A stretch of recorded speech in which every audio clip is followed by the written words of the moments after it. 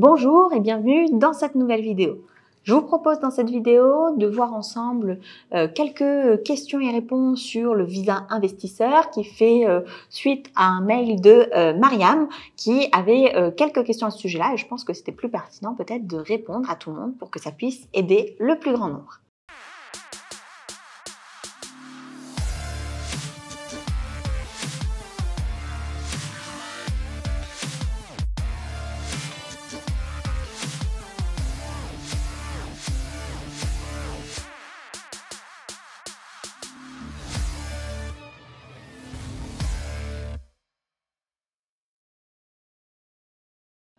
Première question de Mariam, est-ce vrai que l'achat d'un bien immobilier sur Dubaï nous oblige à venir dans le pays tous les 6 mois pour renouveler son visa résident?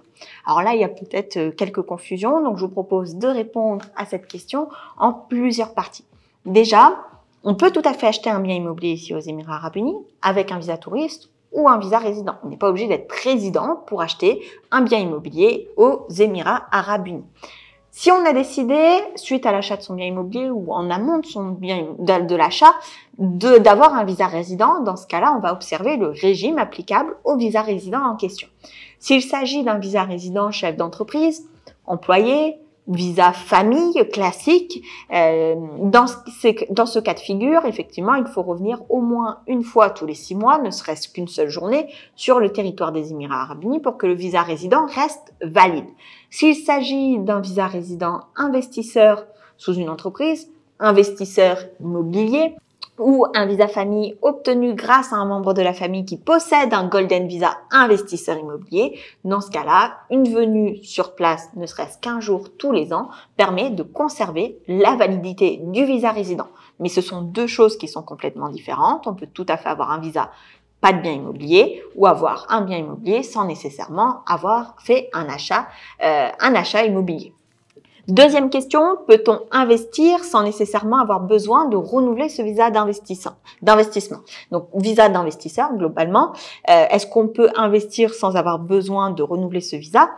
Comme je vous le disais dans la première question, le visa résident n'a rien à voir avec le bien immobilier ou l'investissement immobilier. Les deux sont deux notions qui sont complètement séparées. Donc, on peut tout à fait avoir un bien sans avoir nécessairement le visa résident. Et si on décidait un jour d'avoir un visa résident grâce au bien immobilier, rien ne nous oblige par la suite à renouveler ce visa résident. Si on ne souhaite pas par la suite continuer à avoir un visa résident, on peut à tout moment l'annuler, que ce soit en cours de validité du visa ou à son expiration. Donc rien ne vous oblige, en parallèle du bien immobilier, d'avoir un visa résident et rien ne vous oblige de l'avoir de manière permanente. Troisième question de Mariam, si on ne renouvelle pas ce visa, cela a-t-il un impact sur la résidence fiscale? Faut-il avoir ce visa pour ne pas être imposable fiscalement en France? Alors là, pour répondre à une petite question, donc on a le visa résident et la résidence fiscale. Ce sont deux choses qui sont complètement différentes. Encore une fois, l'un n'implique pas l'autre et inversement. Donc, on peut avoir un visa résident sans nécessairement avoir de résidence fiscale aux Émirats Arabes Unis. Pour rappel, les critères de résidence fiscale classique, c'est 6 mois sur place, 6 mois de compte bancaire, donc de relevé de compte bancaire, et 6 mois de logement sur place. Le visa résident seul ne suffit pas.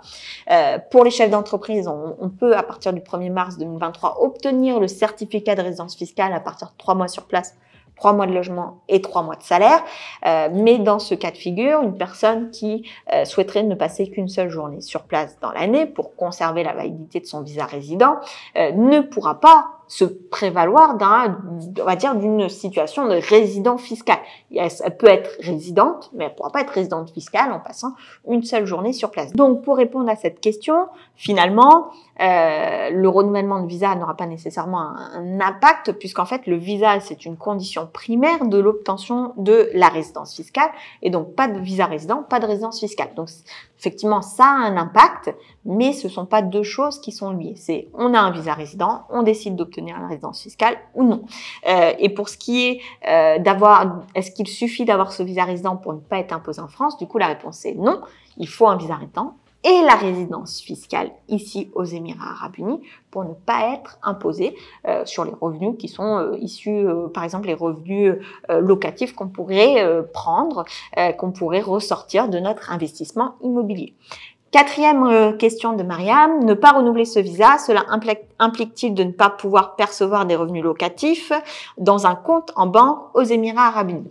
Alors, il faut savoir que aux Émirats, ouvrir un compte bancaire sans visa résident, c'est une tâche qui est très compliquée, qui peut être assez ardue parce qu'il va falloir présenter un certain nombre de relevés de compte bancaire, souvent tamponnés par la banque, souvent traduits.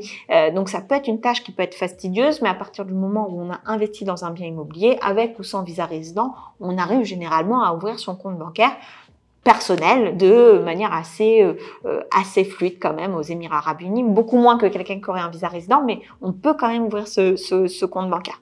Donc on peut tout à fait, même en n'ayant pas de visa résident, même en décidant de ne pas renouveler son visa résident, conserver un compte ici aux Émirats Arabes Unis pour percevoir les revenus locatifs des biens qu'on a mis en location. Et c'est notamment important parce que la plupart des biens ici mis en location, les locataires vont payer par chèque, et pour pouvoir encaisser les chèques des Émirats Arabes Unis, il vous faudra nécessairement un compte bancaire aux Émirats Arabes Unis. Mais ça, pareil, c'est indépendant de votre résidence fiscale et c'est indépendant de votre situation résident ou pas résident. Ce qu'il est important par contre de faire, c'est que quand on perçoit un revenu, de respecter la réglementation fiscale qui va s'appliquer à nous en fonction de notre résidence fiscale.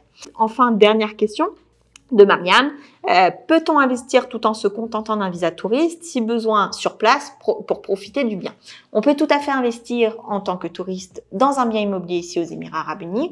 Rien ne vous empêche de profiter de ce bien puisque vous pouvez tout à fait souscrire à la DIWA, donc l'eau, électricité, avec votre simple passeport et votre acte de propriété. Donc ça n'empêche pas le fait de pouvoir profiter de son bien avec l'eau, l'électricité et la climatisation. J'espère que cette vidéo aura pu aider Mariam et puis aura peut-être aidé d'autres personnes qui se posaient les mêmes questions. Je trouvais que cet email était particulièrement intéressant parce que ça a montré peut-être des choses dont on avait pu parler peut-être dans d'autres vidéos mais sous des angles différents. Donc si vous avez également des questions, n'hésitez pas à les mettre en commentaire. Ça fera peut-être l'objet d'une prochaine vidéo. Sur ce, je vous souhaite le meilleur et on se dit à très bientôt.